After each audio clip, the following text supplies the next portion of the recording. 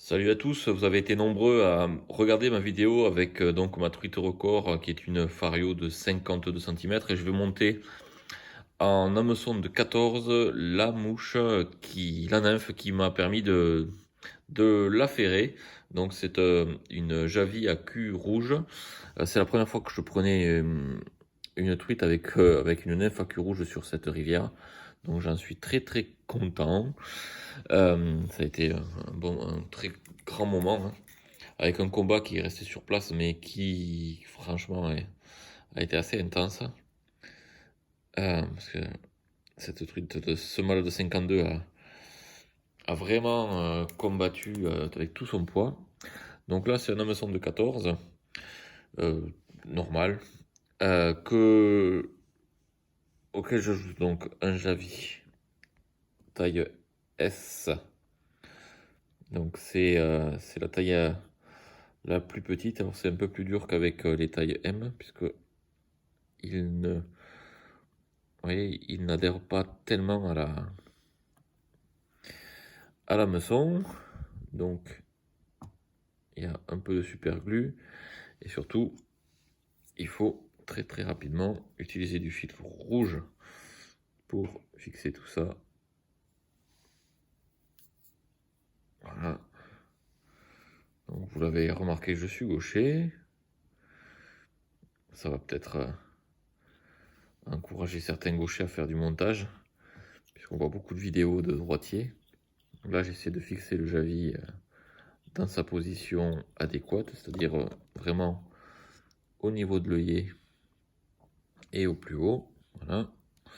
Un coup de ciseau pour enlever le surplus. J'ai une petite poubelle là sur le côté, hop, où je le mets. Là, je vais mettre... alors, il faut mettre quelque chose pour faire une queue, hein. Alors, moi, j'utilise des plumes de cul de canard. Pas de cul de canard, de flanc de colvert, pardon. Donc là, j'en prends une petite pincée. Hop, et je vais fixer ça avec le rouge. Vous voyez, il faut pas que ça soit trop long. Il faut vraiment que ça... Moi, je dis qu'il faut que ça dépasse pas la longueur de la pointe de l'hameçon. Donc là, c'est un 14, donc il faut faire court, hein. Voilà, je me sers de mon doigt pour regarder où c'est que je suis. Là, j'aménage, j'assemble, je coupe le surplus de plumes. Voilà, d'abord, il faut faire le corps,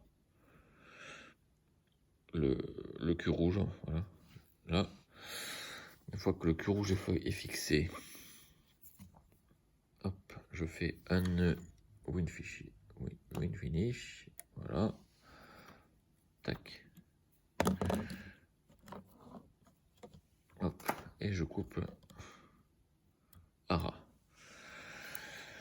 Une fois que le cul rouge est formé, je prends du noir. Je démarre toujours pareil dans les petites cernes du Javi. Et je descends. Voilà. Là, on voit que... Hop, ça c'est bon. Là, une fois que mon fil est fixé, je prends le fil métallique.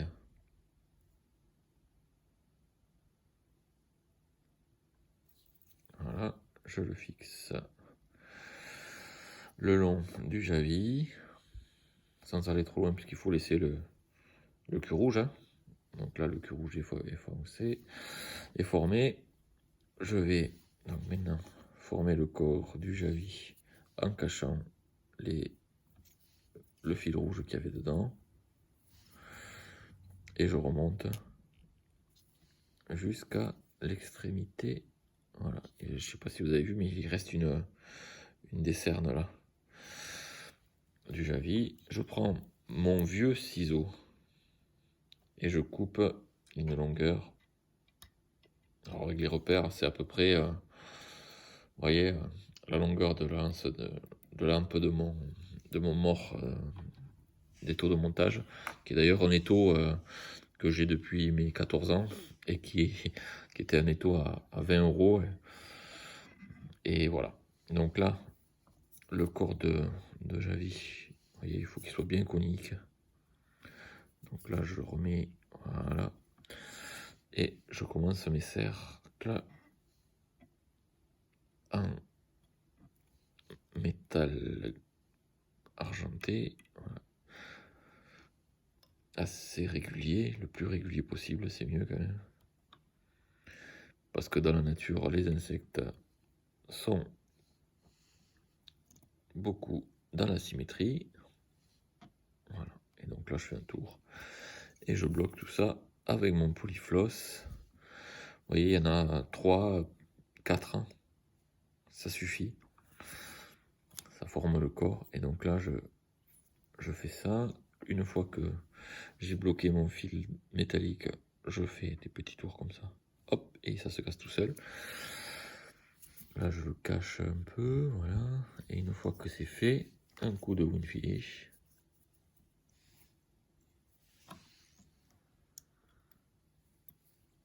Alors, il y a certaines personnes qui mettent un cul rouge beaucoup plus volumineux, c'est-à-dire que c'est moitié cul rouge, moitié noir. Moi, je préfère juste avoir un petit signal comme ça, vraiment sur la dernière, comme si c'était la dernière spire du corps de l'insecte, de cette larve. Donc voilà, là, sur le principe, la mouche est finie. Voilà.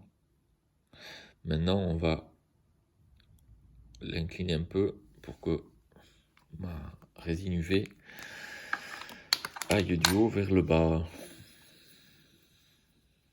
Voilà. Hop. Donc je mets une grosse goutte au cul. Voilà. Et c'est avec un outil ultra moderne qui s'appelle le cure-dent que j'étale ma résine UV. Donc là, j'essaie, en observant, que tout reste bien conique. Voilà. Et c'est tout l'intérêt d'ailleurs du cure-dent, c'est qu'il est conique. Donc ça étale de manière homogène. Voilà, maintenant que c'est à peu près fait, je fous un coup de lumière UV, que vous voyez peut-être un peu, mais vous voyez, il est là. Ça rend jamais en vidéo. Et voilà, cette mouche est terminée. Avec l'habitude, on les fait rapidement. Hein. Là, c'est comme je vous ai fait la vidéo, j'ai mis 8 minutes, mais en réalité, je fais beaucoup plus vite que ça. Voilà, merci beaucoup d'avoir regardé cette vidéo. Un petit abonnement et un like, ça fera pas de mal. Et surtout, bonne pêche avec cette nymphe qui honnêtement marche partout. Même si moi je l'utilisais très peu, vu le résultat de mon ouverture, je vais l'utiliser un peu plus. Au revoir.